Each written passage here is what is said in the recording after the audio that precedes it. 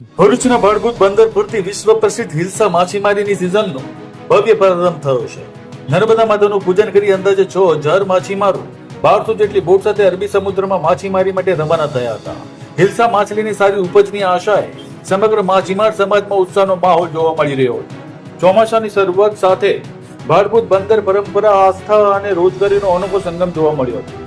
વહેલી સવારે માછીમારોએ નર્મદા માતાની આરાધના કરી સલામત સફર અને બમ્પર ઉપજ માટે પ્રાર્થના કરી હતી. ત્યારબાદ એક પછી એક 1200 જેટલી બોટ અરબી સમુદ્ર તરફ આગળ વધી હતી.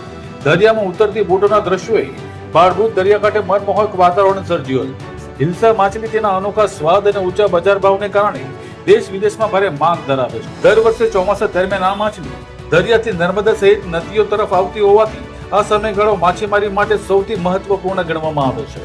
આ વર્ષે પણ બમ્પર ઉપજ અને સારા ભાવની આશા સાથે હજારો માછીમારો દરિયો ખેડવા નીકળ્યા છે. હવે સૌની નજર આગામી દિવસોમાં મળનારી હિલ્સા માછલીની બજારમાં મળનારા ભાવ પર ટકેલી છે.